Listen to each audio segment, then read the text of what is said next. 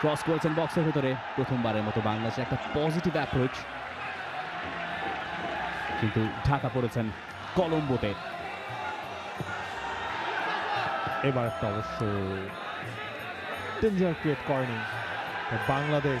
এখনো সুযোগ রয়েছে। জামাল ডান প্রান্ত দিয়ে বলটা রোটেট হয়েছে, আরো একটা ক্রস, হেডারটা হবে কিনা, হেডারটাও হলো এবং সান মারিনোর মাটিতে বাংলাদেশের প্রথম গোল।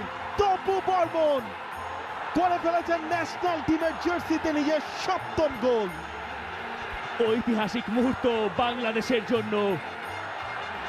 তপু বর্মন এই বৃষ্টি রাঙিয়ে দিলেন আরো বেশি।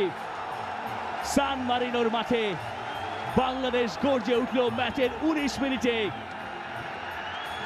ইউরোপের দলের বিপক্ষে বাংলাদেশের গোল। সাজানো গোছানো আক্রমণের শেষটা তপু বর্মনের মাথায় শেষ।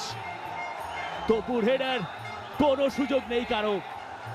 ডান দিক থেকে মোরসালিন করেছিলেন ক্রসটা এবং সেখান থেকেই তপু বর্মনের গোলটা। বাংলাদেশ 1, সান মারিনো 0। অসম্ভব নয়, বাংলাদেশের এই ফুটবলাররা জানে প্ল্যান করে প্ল্যান মাফিক খেলতে পারলে যে কোনো কিছুই সম্ভব। ইউরোপের মাটিতে যে ইউরোপের দেশের বিপক্ষে গোলটাও আদায় করা সম্ভব। থমাস ডুলির কোচিং ক্যারিয়ারের প্রথম গোল। যারা খেলছে ডান প্রান্ত দিয়ে বেকারদির একটা কাটব্যাক, সেখান থেকে গোলের সুযোগ রয়েছে। মিতুল মারমার হাতের নিচ দিয়ে গোল। সান মারিনো ম্যাচটা সমতায় ফিরল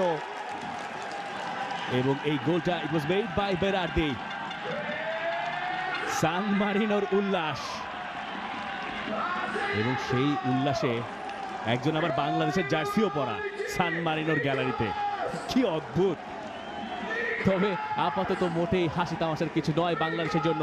বাংলাদেশ গোল হজম করে বসেছে এবং যে গোলের অবতারণা হয়েছিল বেরার্দির কাছ থেকে, তপু বর্মন স্লাইড করে চলে গিয়েছিলেন বাইলাইনের বাইরে, যে কারণে বেরার্দি ওখানে অতখানি জায়গা পেয়েছেন এবং সেখান থেকেই ফিনিশিং টাচটা খুঁজে পেয়েছেন জিও কোপেত্তি। এই জায়গাতেই তপু বর্মন বোধহয় ভুলটা করে বসলেন। এই ক্রিস অফ স্পেস, সেখান থেকে